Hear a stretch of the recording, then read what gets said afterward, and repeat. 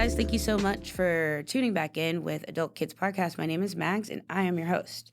I've got a really special guest on this episode, and her name is Simran. She is from India, all the way on the other side of the planet. Well, I don't know if it's directly on the other side of the planet, but she's in monsoon season and we're in summer. So she's on the other side of the planet as far as I'm concerned. Even though Australia is probably what, in winter or something like that. But yeah, Simran, it's great to have you on. How are you? Thank you for having me, and I'm feeling great today, but a little bit, lazy also because of the rains.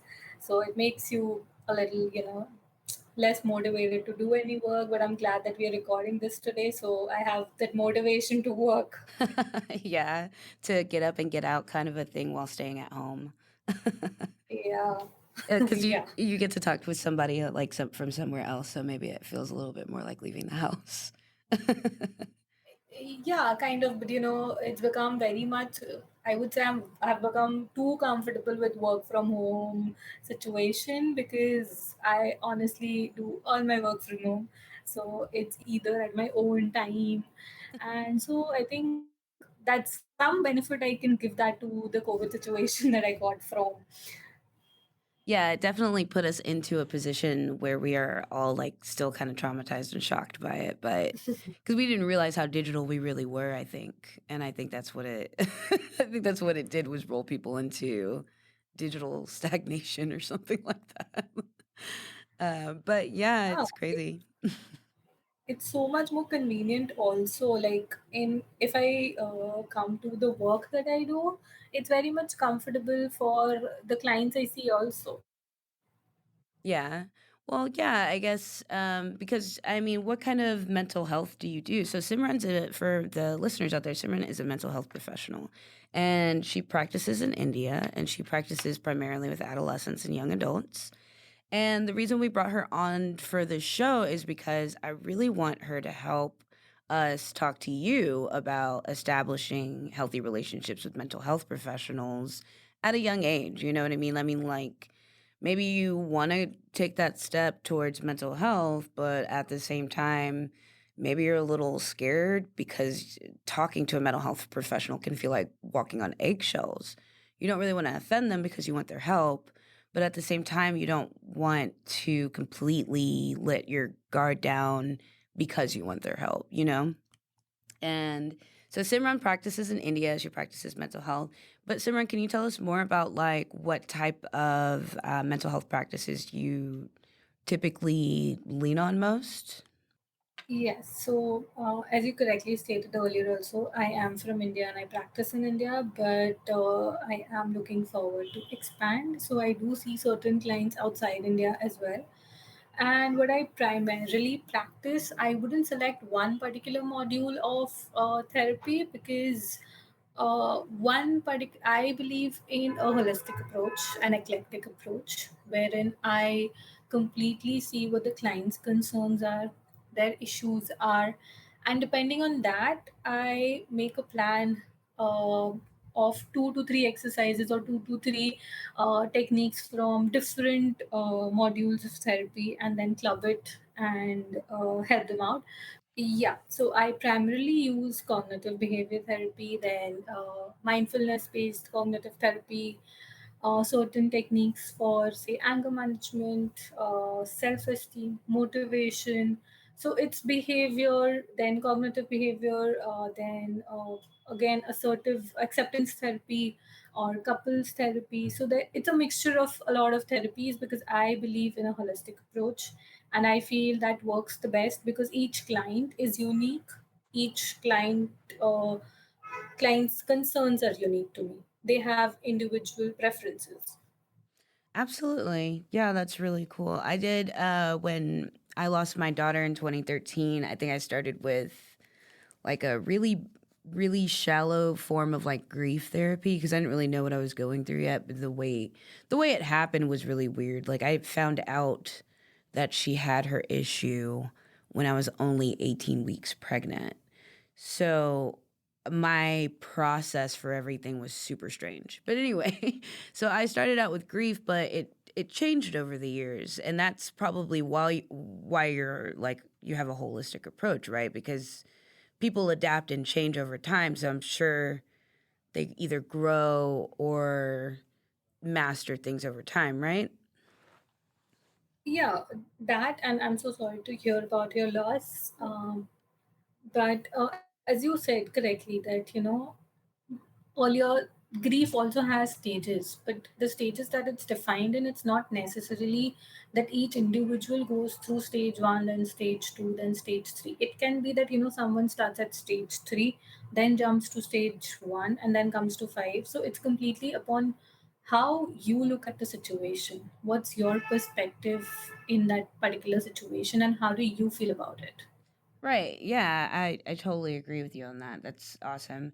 Because like I mean, I feel like you're in a generation of mental health professionals that are all trying to have this holistic approach, that are all trying to open their minds and say, "Hey, this person might be dealing with more than one type of issue, and I need to assess all of those things together."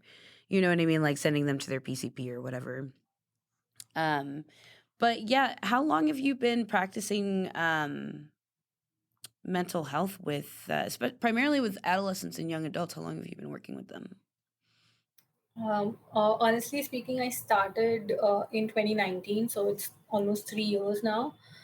And I have been working with adolescents and young adults since I started. I would say my interest was more into children while I was studying and while I was graduating. But the same year, we all know that COVID situation came up, so it's really difficult to work with kids online. Mhm. So I think that just wiped my uh, dreams of working with children. But then I got very much comfortable in working with adolescents, young adults, and older adults. Yeah, that's really cool. Yeah, I guess kids really did have to suffer the most during COVID because the accessibility issues for them were just outrageous. I mean, going to class on the computer isn't so bad. I mean, if you're capable, but some people just can't learn that way. But it's hard to generalize online learning, I would say. But yeah, no, I'm glad that you have worked with a lot of adolescents though. It's kind of like fate like pushed you towards adolescence. Like they need it more at the time when you came out. Like they were looking for you, you know what I mean? They were looking for Yeah, you I and you got pushed into their laps. maybe, yes, I do believe in destiny and faith, but yes, I agree with you because right now the clients I see are in the age range of say 15, 16 until about 40, 45. And the concerns they have, oh my god, it's just like one after the other, one after the other, as if they're going through a phase like, one problem ends and the second one is ready at the door knocking. It's good that you can anticipate that for them though, because I think that's what's really hard being young is like not knowing, like walking into a therapist's office and then not knowing really how to start the conversation. The therapist is always going to be there and always going to be super supportive. But I mean, this is what we're doing here. We're trying to have a conversation to let you guys know, like, hey, there's like a lot of different ways you can approach this. So, I mean, in your opinion, working with adolescents, what's the best way to approach mental health? I mean, is it going to their parents first? Is it waiting until they're 18 until they can do it alone? And or if they do go through their parents, how much confidentiality do they have? All right. So when we talk about age, definitely we do have certain ethics that play a role in our field as well. So if there is a say a child coming in with the age of 18 or below, we do have to keep a guardian, a parent, an elder person. But if the child is coming in with 18 plus age, they are responsible for their own concerns. They can directly talk to a therapist and they can book their session. But yes, in any case, below 18, above 18, above 40, above 50, if you have the tendency of self harm or harm to others, like suicidal ideations or suicidal tendencies, then definitely we inform the client prior that we'll be reaching out to your trusted people or the people whom you are close to. And in that case, also, we just mention the risk of harm. We do not mention any other conversations that have happened during the session. That's really refreshing to hear. I'm sure a lot of kids would like to keep a lot of things confidential, at least with someone, if not, because I think that's what's missing from adolescents is that confidant, that mentor, if they don't have it in their family, or if their family is estranged or dysfunctional in some way. I think a therapist really helps fill that void. So I think that's really interesting. But so I mean, I wonder. I mean, it sounds like they can pretty much approach therapy whenever they feel comfortable to approach therapy. What about talking to their therapist, like directly to them? I mean, when I first went to a therapist, I didn't really know like how to talk to them. I wouldn't say that everyone does when they go, regardless of their age. I wouldn't say everyone just automatically knows. But you know what? I think it would be a good question to ask for a lot of young people is what's that professional conversation like? And what is that, when you're done answering that question, like branch into what maybe that professional relationship is like? Because I think when people think relationship, they think camaraderie and like very closeness. But when it's mixed with the word professional, it creates a little bit of confusion because it's not like they're at work, but they are paying for a service. So they don't really, it's a weird fine line to teeter on when you're young and you're trying to do it for the first time. Yeah, I would say this is just too much overthinking that they're doing while before entering therapy. Because, see, I always mention that it's a safe space, non judgmental space.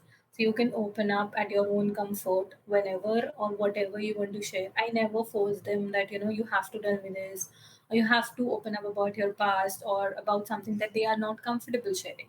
I just inform that I'm here and you can open up at your own pace, at your own comfort.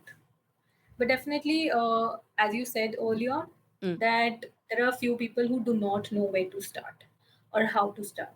I wouldn't say few, I would say almost everyone, unless they've been to therapy before. So, honestly, even if you ask me before this profession, like go to a therapist, I would be like, I can't share my problems with anyone. I Right. can't open because it's something like very, it takes a lot of courage, I would say, to share your problem with a stranger. It's like you can see it from both ways. One way is like you're sharing a problem with your stranger, how would you do it? And the second way is it's a stranger, how does it matter, let me go and talk. Hmm. So there are two perspectives. So when a client comes in, I generally give them a brief about the process, the therapy, the duration. I make them comfortable by just asking questions like how was their day, what did they do, and how are they feeling, a check-in feeling before they come to therapy. So they get a bit, comfortable around the conversation. And I never directly ask what's the concern. I just ask them, what would you like to share with me today? Nice. Yeah. I think they appreciate it too. They're like, oh, somebody's just going to let me talk to them for the first time ever. No, especially when you're young. That's really interesting. That's really good insight. I love that you keep bringing up perspective because perspective is such a big, important part of everything when it comes to processing emotions and just, experiencing life. you know, um, but another thing we talked about earlier before we got on was modality, and we were talking about therapy methods, and not only just cognitive behavioral therapy, but some people still do traditional talk therapy when they first start because they don't know what all those different modalities are. They don't know all of those different therapies, right? And they're coming to you to gain that perspective, to gain that knowledge, right? So I I I just want to stress to like young people everywhere, like you can when you walk into your therapist after your consultation, you usually start with a consultation or an evaluation of some type, or you might be seeing that therapist court ordered, or you might be seeing the therapist in a hospital. I don't know what's going on with you, but that might be happening. And your first consultation is usually like a lot of talk therapy. And something I mentioned earlier was that a lot of people don't know that you can actually tell your therapist like, "Hey, I don't like when you take notes. I'd rather you just record my voice and take notes later or something." And they're more than willing to just adapt to that. If they have a high caseload, it might be harder for them to spend time with you, but that doesn't mean that they're neglecting you or that they don't want to do it. It just means that, you're asking for an accommodation that might take more time. You know what I mean? Yeah, I do get that, but like while practicing, I've learned or I've understood that who might be comfortable with me taking notes and who might not. So initially, what I used to do is in my brief intro only, I used to mention that, "Are you comfortable with me taking notes?" Hmm. So, or are you comfortable with me recording it? So there are a few who say that, there are a few who come up asking that, will this be recorded? Will this be sent to someone else or not? So that still is there, but I do say that, I do not record it. Generally, I take my own running notes. So if they're not comfortable with that, I just hear them out and maybe take 10-15 minutes later after the session to just summarize what they've said. But honestly, I haven't got a client up till now who said that they're not comfortable with me noting down, Yeah. because I would say, I've mastered the technique of writing and maintaining eye contact as well. So, yeah. Yeah, I mean, it comes with time, though. I think once people start getting to trust their therapist a little bit more, they're like, "No, it's okay for you to take notes. I get it." They realize that you're just like a doctor in the ER. Like they just, like sometimes there's a nurse next to them taking notes about your information. The nurse doesn't know your address automatically. She's gonna have to look back into the computer. So, it's definitely. I think when you go into therapy, you're just like in such a complete vulnerable state. Like you're already irrationally thinking. You already want to get to therapy so you can stop irrationally thinking, and then when you perceive therapy, you're rationally thinking about that as well. And that's another thing to remember as a young person is like, hey, you're not thinking clearly right now when you're stressed out, when you are under a lot of tension, you're not sleeping regularly, you don't eat a lot, you don't exercise a lot, or you're not balancing any of those things. You got to remember that when you start feeling like there's something out to get you, that's your mind playing tricks on you. There's nobody out to get you ever. And I think teenagers Yeah. run to that thought because it's like the easiest thing to run to is to like pass blame and be like, everybody hates me or something like that. And but no, like, and I think what makes it super easy to be so irrational is stress. And teenagers have stress from all different angles because they're so unique. They're humans. And at the same time, they've got, the budding responsibility of becoming an adult. They have options. They have family members that have expectations of them. But the ones that we pay attention to on the show are the artists because they're iconoclastic and they're thinking differently and outside of the box. And so when you're thinking differently and you're being different from everyone around you and you're stressed and you're in a time of crisis, how does an artist stay motivated during like a really intense time of crisis? Okay. So I would come back to that question, but I would like to address something that you said earlier in today. Okay. Was that you mentioned that people, find ways to blame others, that, because of the situation or because of that situation, this thing happened to me or this is the outcome. But now I see a shift in the perspective of people also, rather than blaming others, rather than um, blaming the situation, they start blaming themselves, or they start self doubt, Mhm. which is why there's a lack of confidence, a lack of self esteem. So it's just that they can't think clearly because they've started blaming themselves for everything. They Right. need to understand, there are certain situations where it's not in your control. You have to just let it be or let it go Yeah. or accept it. Or yeah, exactly. Like the event doesn't really exist until you react to it, basically. Like it doesn't Yes. there is no reality without you. Like you are the reality, you know?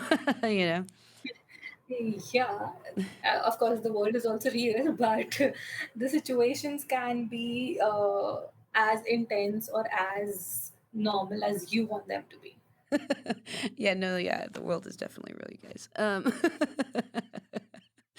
But yeah, no, but if there's, it's kind of like that. Excuse me. It's kind of like that saying, if a tree falls in the woods and no one's there to hear it, does it make a sound? And it's like, I took an audio engineering class when I was like a kid, and I remember I had a professor, and she said, "Well, actually, no, it doesn't, because sound is like the reception of an ear or some type Mhm. of what is it called? Not olfactory. I don't remember what it's called, but it's just like some kind of thing in your ear, like responding to vibrations. So no, it doesn't make, you know what I mean? I was like, oh wow, that's so basic. Yeah.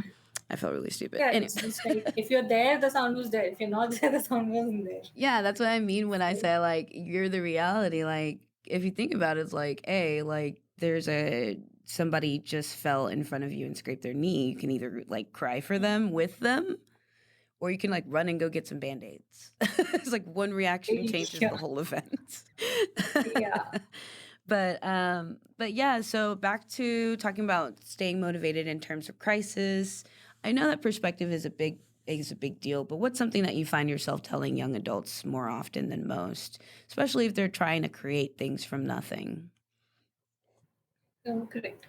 So, as you said, perspective is really important. I believe in the ideation of perspective because I think mostly what I use to convey to young adults or adolescents is shift your perspective. Because how you see a situation, how you perceive a situation matters a lot in terms of how do you react. See, I do understand that if there's a crisis or if there's an issue that has come up abruptly or with uncertainty, so the first or the natural human instinct is to think about why me, or how will I solve this problem, or what can I do? I don't know what to do, and they just collapse, which is natural. Maybe they will have 10 thoughts in their mind about probably just focusing on the problem. So I just try when they come into therapy, I just try them to help them to understand that you don't need to focus on the problem. You need to shift your focus to how to solve it, or how to understand whether coming out of this situation or coming out of this crisis is in my control or not. Like, there are many people, if there's something happening in a group of people, they associate themselves with that group. So they associate their problems with the individual problem. No, I totally agree. I think even another way to say something, like you correct me if I'm wrong, but I think another way to say that is to when you're in a time of crisis and you are stressed, you got to focus on action items and not the things that aren't happening yet. Like, oh, I lost my job. I'm gonna be late on rent, but you're not. Rent is like 40 days away or something. I don't know. It's like Yeah. you've got to focus on your action items. So the action item is to look for a new job, right? And then you keep searching and searching, and then when you're late on rent, you like focus on that problem because then it's a real problem. But hyper focusing on a problem that doesn't exist is irrational. Yes, correct. And a great example that you took, I would just, twist it a little bit. There are people who got a new job, but then they're still worrying about what if I have to leave this job, or what if when I have to leave this job, will I get another one or not? I just mentioned that you've just joined this one, so just go with the flow. Just be in the present moment, be in the here and now of the situation rather than in the future or the past, Yep. because none of those things are in your control. I hear you. Yeah, I totally agree with you 110%, especially staying present. I know it sounds like it's hard, but it's really not. It's just as simple as eating a bowl of cereal and enjoying it. Telling somebody that you like Yeah. that cereal. Like it can be that simple. Like, man, Cheerios are the business right now. Honey Bunches of Oats, I'm eating it, I mixed them together, like whatever. You're living in the moment, especially if you have like a pet or somebody that you can talk to, because when you engage, that puts you in the present as well because you're engaging with something that's there with you. Yeah, of course. But definitely it's easy, but not that easy, like, eating a bowl of cereals. But That was like yeah, we my kind lazy example. of. Yeah, no, I get you. So it's just like, with practice, definitely you can live in the present moment. But I would say, of course, there are certain situations where I also feel tensed. I also feel that, I start focusing on the problem rather than the solution. So it's a natural thing that we do tend to focus on the problem more. But it's just a matter of practice how to learn to focus on the solution, because it's natural to feel frustrated, irritated, annoyed, or angry in Yeah. times of problem or crisis. That would be the first human nature. But then, how much you want to hold on to those emotions is completely up to you. And then, I mean, another thing I wanted to ask you about Simran was, am I saying your name right, Simran, or do I have to roll your R? No, it's perfect. Oh, really? Oh, okay. I like it. It's really pretty. But yeah, another thing I wanted to ask you about was if you have a lot of experience with young adults that come from a background that has absolutely no healthcare normalcy whatsoever. For me, my family comes from like a pretty strict religious background that doesn't include a lot of mental health. And when I first went into it, I had like the guidance of my big sister, and then she didn't even really have the best guidance. I don't know if she did. She might feel like she did, but I don't know. But, she it definitely wasn't from our family is basically my point. So I'm wondering, like say I'm an artist, I don't know what I'm doing. I'm going to the therapist the first time. I'm hoping this is going to help me manage my time, manage my art and keep everything together for me. And I'm going in there, but I've never been to a doctor. I've never been to a dentist. I've never, how do I start that conversation? Like, what's going to make me comfortable in that type of situation, in your opinion? See, there are very rarely people who've not been to any kind of doctor. In this times today, where we are eating a lot of junk, and the lifestyle is all up and down. Hmm. No wonder why we need more physical health and mental health practitioners. So definitely, you've been to some sort of doctor at least, and even though, like, say, let's consider mental health practitioners only, because see, honestly speaking, in India, there are a lot of people who come from a conservative or a traditional family background where mental health is not important or not something that they've heard of, and it's still progressing. I Hmm. wouldn't say it's completely in the backhand, but people are coming up, people are opening up about their mental health, so that is great. And coming back, when if someone comes for the first time, it's just about I make them very comfortable. They can come and sit down, they don't have to speak if they don't feel like. It's just I do mention that in the first 1 or 2 sessions it would be we are just talking, understanding each other, building a rapport, and getting to know each other. When I see there are clients who don't want to speak or maybe don't know what to speak, so in that case, it's on the therapist how he or she can lead the conversation to make the client comfortable. Once you see, mostly I would say, like, I have been lucky enough that in the first 10-15 minutes I can build that rapport easily with the client, whether they want to speak or they don't want to. So that's been pretty easy with me. But if you're coming, I would say come with an open mind, come with a mind space where you're here just to relax and just to share what's on your mind. Okay, yeah, maybe even talk with like medium level things that are bothering you, like work drama is probably a good thing to start with. Yeah, and generally, what I see the graph of my clients is in the first 1-2 sessions, what we've discussed, it's completely very basic. But when we reach to a point of fourth session or a fifth session, we actually come to the real problem. So that's why we say, therapy is a slow process. So you need to have patience as well as you need to have that effort that you'll be doing the homework or exercises that I give. Right. So that's there. It's a slow process, so patience is must. But if you're finding some immediate solutions, then maybe Google will help you better. Yeah. Well, yeah, I mean, yes, or reading a book, share like an autobiography or sharing some type of story that somebody's gone through at the same time. But yeah, that's Yeah, but really then good. that's a temporary solution. Yeah.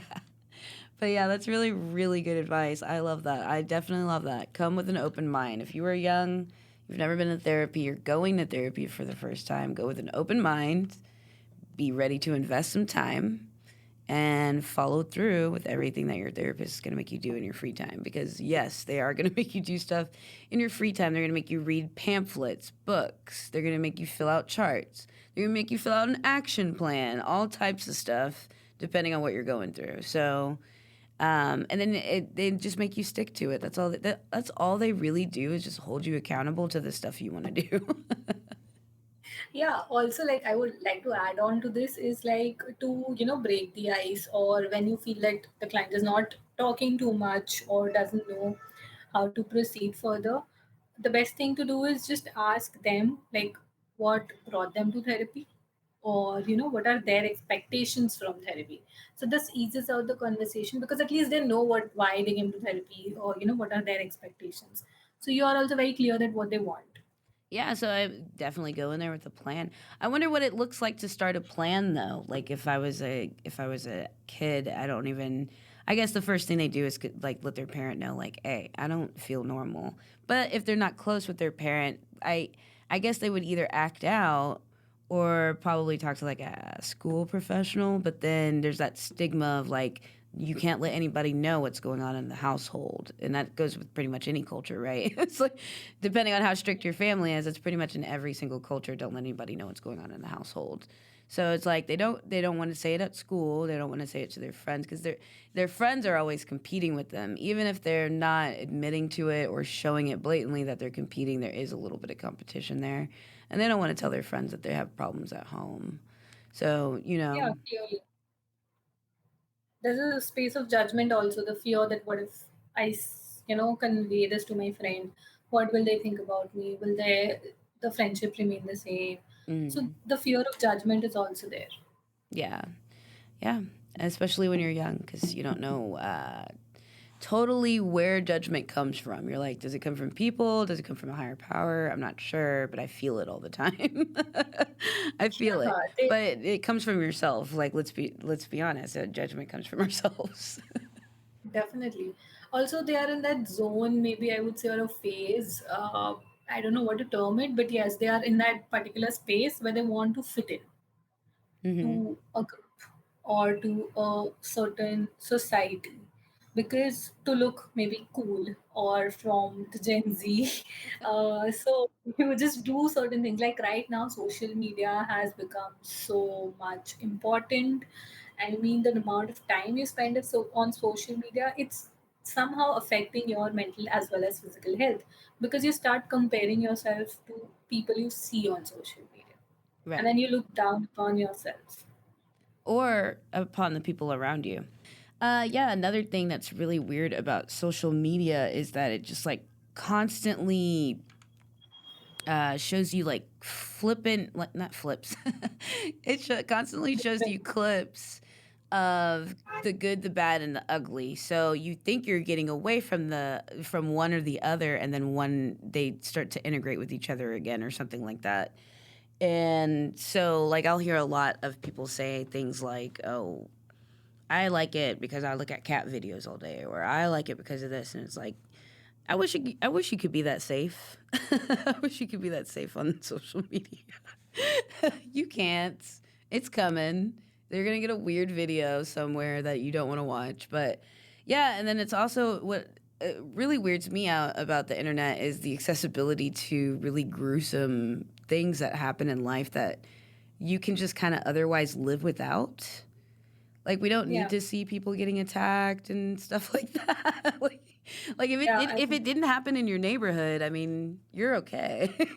Like just yeah, yeah, I I would don't say, see that. it's both pro and con of social media, because through social media today you can reach out to anyone and everyone you Mm, want to, but at the same time, it's like a comparison game going on, yeah. wherein if you see your friends getting married, you also feel like getting married. If you see your friends achieving a certain, work related promotion or a work related upgrade, you feel like, no, I'm not doing anything. So hmm that's a constant thing that goes on. So I always advise, an individual should compare themselves to their previous performances, Right. because you're always growing from there. Right. You like life is this like consistent rate of change, and there's nothing you can do Yeah. about it. Pretty much. Like life is so not life, but I almost said life. But like your events, your stressors, they're so temporary. Like pain is just such an incredibly temporary thing to experience, but it doesn't mean it won't ever happen again. Which is why you have to, if you have the ability to and the resources to, which there are resources if you feel like you've listened to this episode and you need more resources for mental health and therapy and counseling, just send me an email and I'll help you look for resources where you live.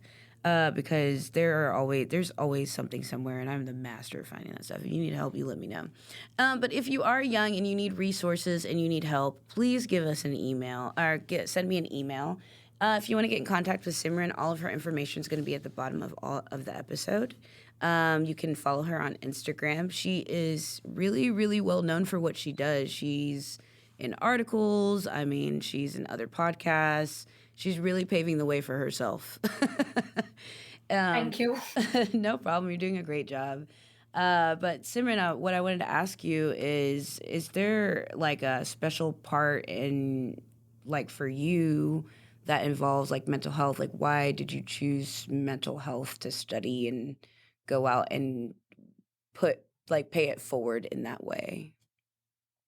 Oh, great question. I would say you'll be amused to know. So, in my high school, I opted for science. So, I thought of getting into medical field, but then I think things didn't work out. And then during my bachelor's, which is college, I took up a course in human development, and psychology was just a subject. So at that time, I realized that this is something interesting. While we can understand other people's behavior, notice and observe their behavior, and get to know a lot about others. So this was something that made me curious, and I went further with that. So it's just a trajectory from science to human development, which is just understanding a individual from life to death, and Okay, where psychology was just a subject. very nice. So you went down to like a educational rabbit hole and ended up in Yeah, psychology. you could put it that way. That's really cool. It's really interesting too because psychology is a really young science, like genetics, and there's another science that's around the same age. But yeah, psychology is actually not that old. So when people get Yeah. like really frustrated with therapists and stuff, I'm like, yeah, they're people. So like Mhm. they're learning this stuff to help you. They're not geniuses. They're not like the all-knowing force. They're just people that are They're not trying to help Google. you. Yeah, they're just trying to help you. No AI included. Uh, but but yeah, I think that's great. I mean, do you feel like do you feel threatened by AI? I hope not. No, because I think my work is more, person oriented. So that doesn't matter to me much. And, there are many people who reached out, like, let's do a collab on note making or summarizing. So use our app. I'm like, no, I am very much used to taking running notes and I think I'll be comfortable. So why would I use that app and rewrite that on or retype it on some app when I have my notebook? That's true. Yeah, that's true. I mean, where I live, like where in America, everything is about automation. Automation is great. It does pretty much everything for us. But you're right. I wouldn't want an automated therapist at all. Like, I wouldn't want, I would not want like an AI bot talking to me about feeling better. Yeah, because there's only a limit where you can fit in questions or emotions into that AI robot. Right. What a human can do that a robot cannot, definitely. And they help you. I mean, I if we put it in a layman's term, therapy is there to help you learn how to process emotions you've never learned how to process through before. And it's an educational process, which is why it's so expensive because you're learning an entirely new life skill. And life skills are pretty pricey. I don't know if you guys have ever heard of a university, but they're expensive. I'm just joking, but no, really, yeah, like therapy is worth the money, it's worth the investment, and if you have the resource, if you have the time, if you have the ability, if you have the reach, do it. Just do it, just go. Just be open-minded, change your perspective, and change your environment because when you're sitting in their office, it's different from your house. It's different from your bedroom. It's different from going to mom's house where you might have old memories that are sad. It's a totally different and brand new experience. It's not the coffee shop where you study. It's not school where you're stressed about an exam. It's a totally brand new type of energy and a brand new type of place, and that'll help you shift your perspective alone, just changing your environment. So definitely give therapy an opportunity. And if you're young, iconoclastic, and making absolutely like just making, or excuse me, if you're young, iconoclastic, and making so much out of absolutely nothing, you owe it to yourself to support yourself with a little bit of therapy if you're having trouble processing things or keeping things put together or managed. Because therapy isn't just for people with depression or people that are feeling suicidal. It's also for people that may not be comprehending things at work, may not be understanding things at school, may not be understanding facial expressions or why your friend is mad at you over something you don't think is so bad. Therapists are always going to put those things into perspective for you. And I definitely just want to encourage anyone and everyone that's an artist, if they have the ability to seek therapy if they need it. So I would just like to add on to this. What you said is, it's not just about depression. Therapy is not just about suicidal ideations or a personality disorder or something that's major. Right now, what we face is, I would say, majorly day-to-day problems and concerns. And you wouldn't imagine, like, the concerns that I get today are mainly related to how do I communicate with my friend, how do I communicate with my parents, how do I communicate with a partner. Communication and dealing with emotions, these are the two major reasons that today's adolescents or adults are facing concerns with. Because maybe, as you said, we've grown up in a certain family environment where expressing emotions, opinions, or thoughts was not that, open. There was Right. not the space where you can say, okay, I don't like this, or this is my opinion. It's like, the elders are talking, so you can't speak in this matter. So it was Right. something more like that. Yeah. And then but that's shifting over time, especially with like millennial parents. They're a lot more lenient and a lot less traditional. They're still traditional, they're just less traditional, but and less intense, I would say. They're more forgiving to their kids when they need to be. In bigger numbers, I wouldn't Yeah. say everybody. I wouldn't generalize it. I would just say there's like in bigger numbers, there's a lot more lenient people and cultures all over the world. Yes, the shift is definitely happening, but the shift also brings a lot of concerns with it. I would say some sense of maybe neglect Yeah. towards the problems. And so, everything has its own pros and cons. So we can go on and on and on about it, Yeah. but it's not going to end. Yeah, and then everyone is in this, like, state of recovery right now from COVID, and who knows how long that'll Yeah. last? Because a lot of people are still sick, so hopefully they'll be okay. But Simran, thank you so much for sharing some information with me and talking to me about some ways that young people can get some therapy and get into therapy. Simran, tell us a little bit about cognitive behavioral therapy. What is CBT? And when we say cognitive behavioral therapy, what are we doing when we do that therapy? Okay, so there are two different therapies. One is CBT, which is cognitive behavior therapy, and the other one is behavior therapy. So people often get confused between CBT and BT. So BT is basically that works on your behavioral changes, Mhm. which helps you manage your certain actions or the way you behave or the way you reacted in a situation. So maybe say, like, for example, if a person is facing OCD, like has compulsions, like they need to check the door twice or 10 times, or they have a compulsion of washing their hands repeatedly. So with behavior therapy we can help that. But what comes in CBT is we work on both thought as well as behavior. So CBT is more thought oriented, wherein we can modify. I don't use the word change generally because it's a very strong word. I prefer to use modify, because we can always modify someone's behavior and actions and thoughts. We can't change them. Changing them is completely up to them.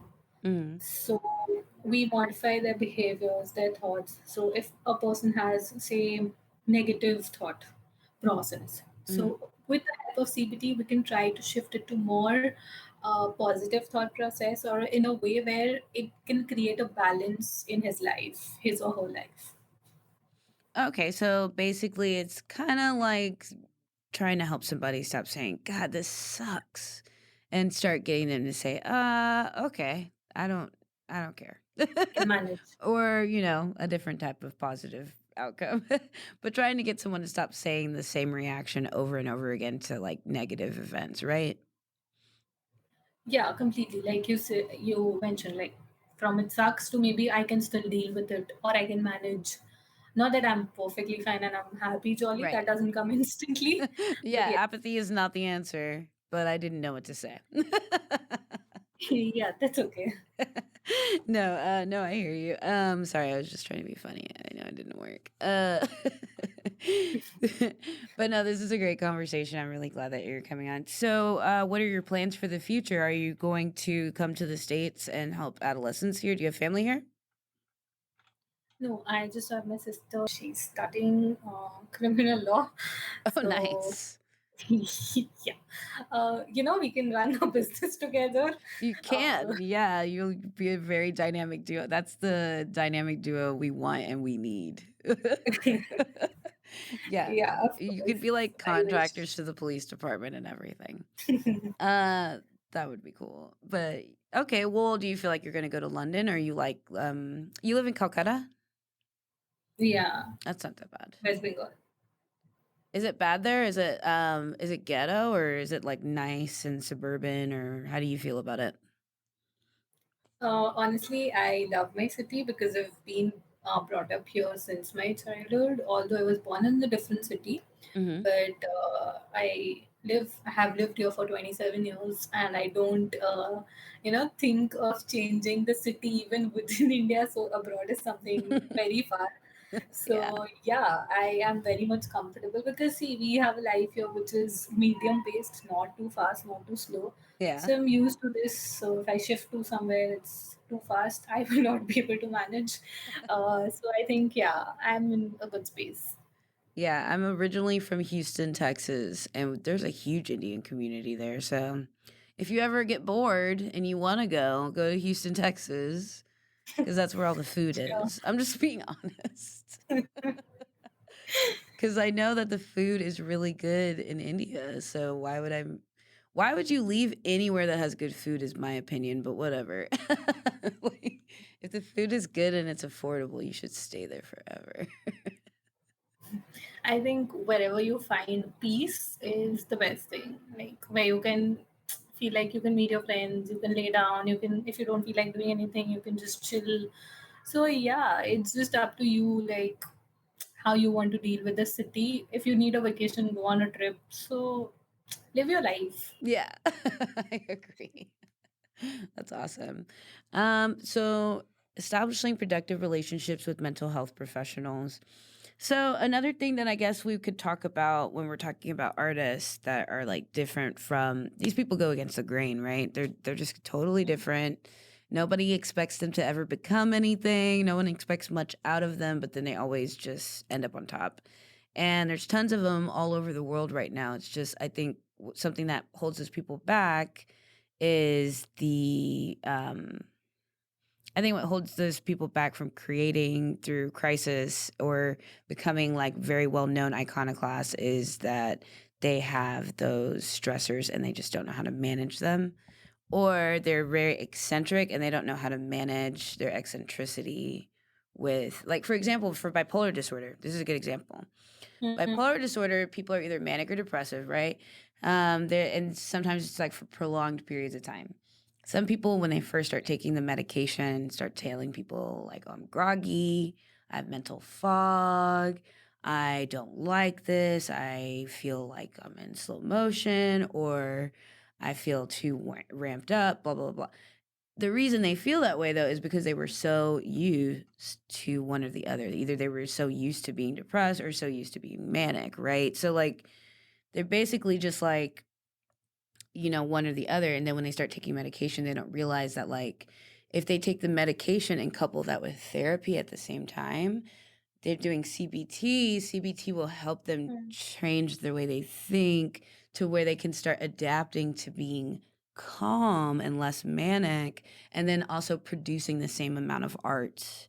But instead of painting 62 paintings in one night just because they can, they're gonna like space it out over the next 3 months because they've got a 3 month contract. You know what I mean?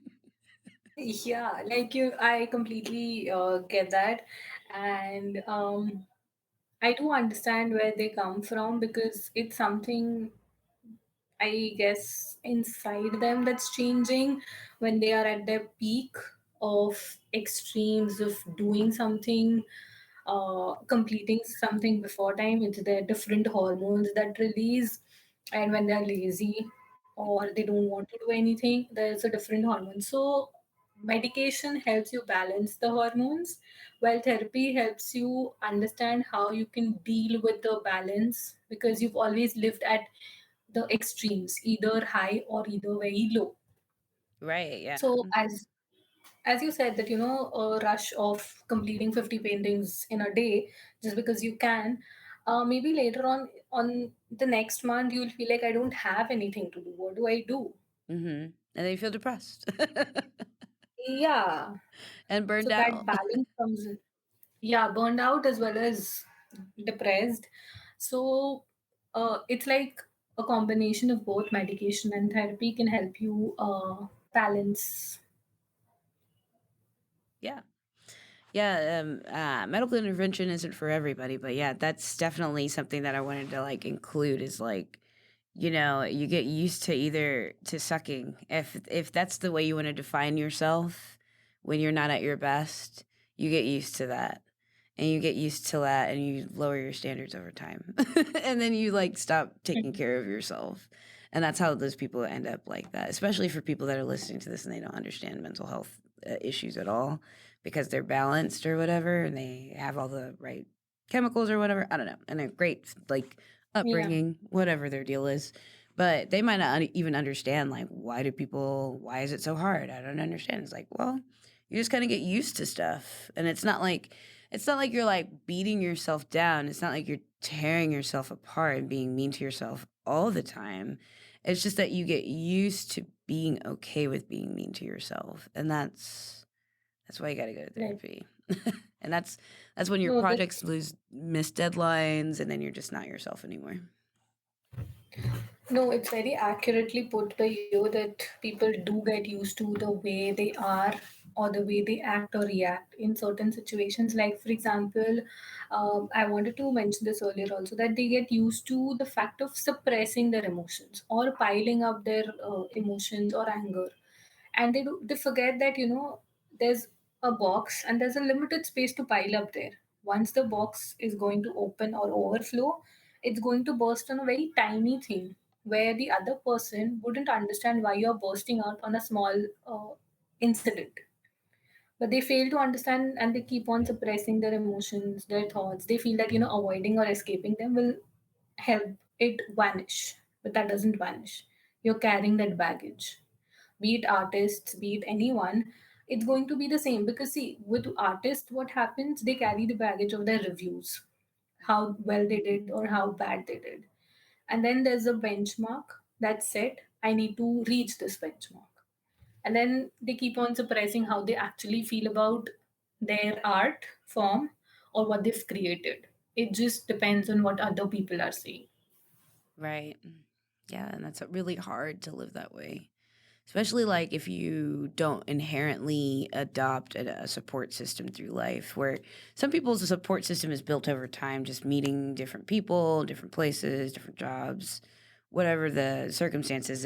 Some support systems are built over time. Some people are inherit support systems because they've got like a bunch of family, but there are a lot of people out there that have like none of that and they're still out there trying to do art. And it's not like, and we shouldn't be, I feel personally that we shouldn't be uh, pushing those people. We should be supporting them, but not pushing them. We shouldn't be saying, "Oh yeah, keep going.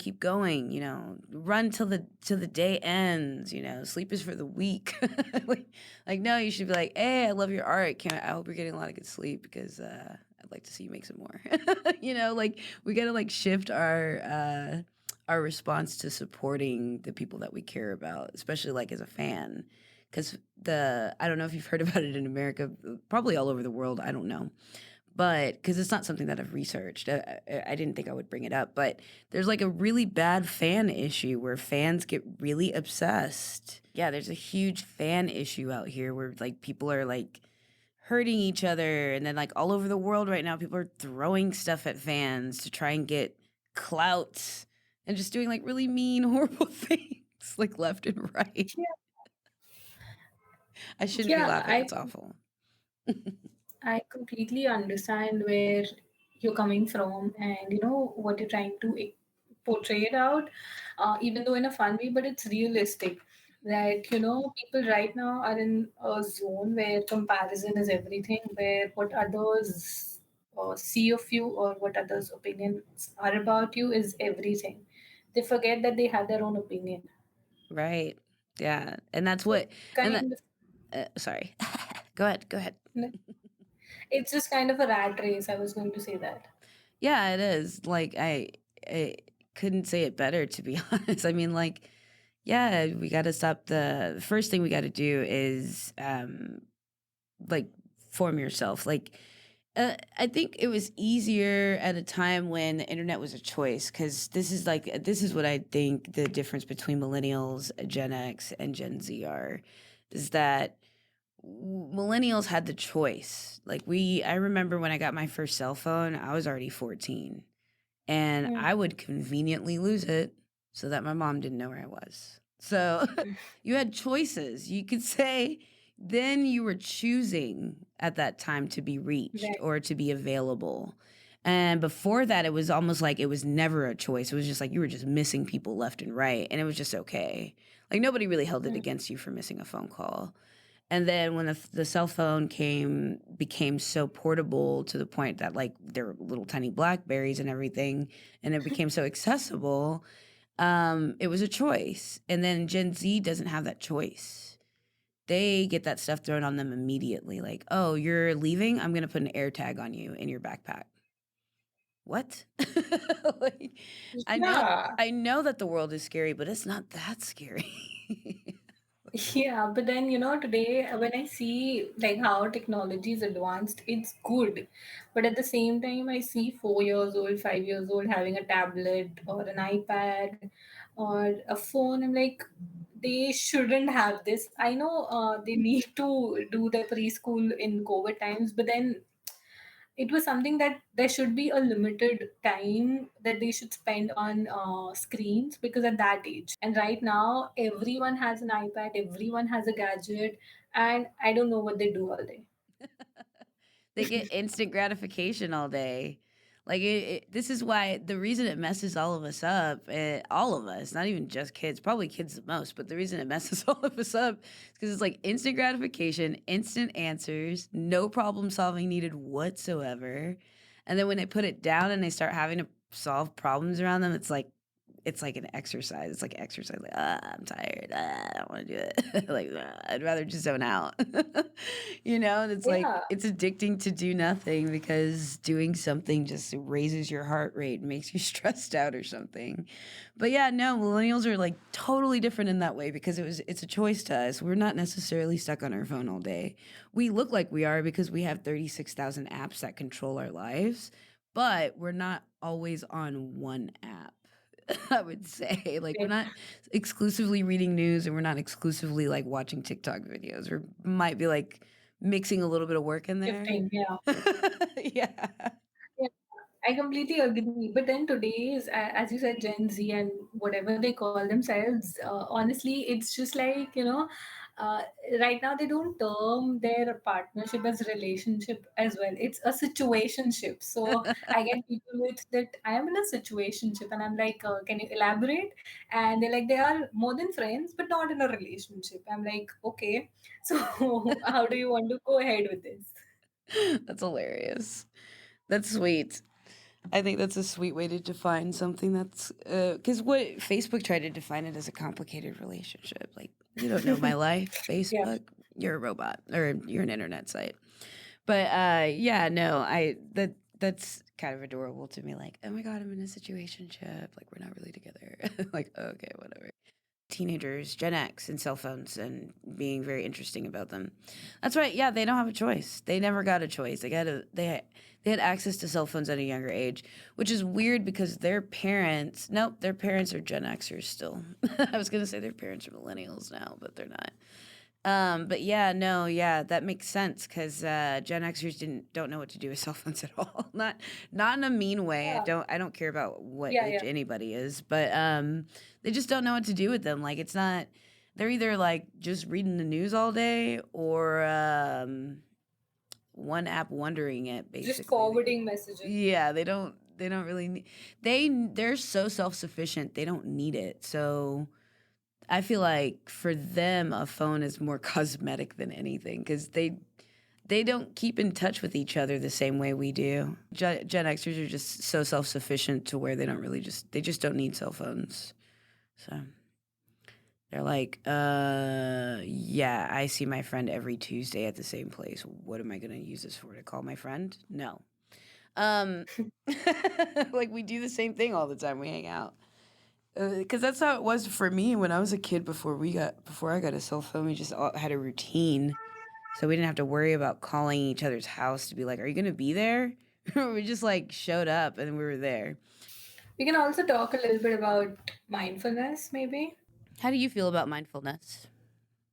Yeah, I do practice that because over, say, last 1 year, I think I have become more patient and more accepting of the notion of going with the flow and, you know, going along with how things are changing around you. Hmm. Because, as I said, that, past, future is not in our control.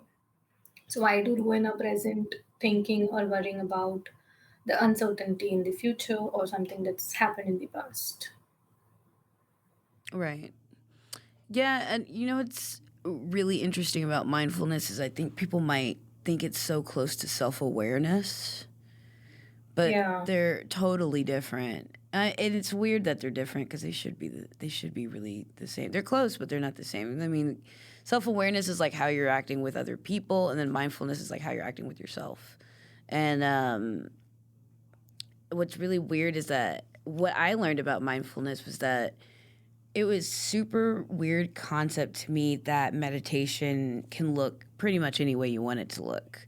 It can be cleaning a house, it can be praying, it can be closing your eyes in the bathtub, it can be floating in the pool, it can be going to the beach. It's crazy. Meditation, you can do it anywhere, anytime, and it's always accessible. Yeah, meditation is not just, sitting quietly, closing your eyes and chanting something and focusing on one thing, because that's really difficult to do in today's time where, we can't even pay attention for a 15-second reel. How are you going to last a meditation? So, yeah. So that's there. But yeah, I think self awareness and mindfulness, I think it's confusing for people, wherein self awareness is something knowing about who you are as a person, as an individual, what is happening around you. Mm, But mindfulness is how you can deal with situations happening around you. right. How can you be in the present situation and not go back to your past or into the future? Right. And there's nothing, and another thing about mindfulness is it forces you to kind of solve the problem on the fly, if you would say. I don't know if you've ever heard that expression. It's like a restaurant thing. Mm. But it's basically just like, I need that food really fast. So they say, I need it on the fly. So it's kind of like being able to do that like immediately when you practice mindfulness. Like instead of getting into a car accident and cursing and acting crazy because you're scared, you might be able to deal with fear a little bit better because you're constantly meditating over fear because maybe that's a challenge for you or something. But I learned about Correct. mindfulness through the art of, I don't know what it's called, but it was at the it's a Japanese practice or a Hindu practice. I don't remember. Mm. It was at the Zen Center in Houston, Texas. And what they do is Okay. that they practice the art of Zen. And I believe they do like Eastern type of Zen, not Western Zen.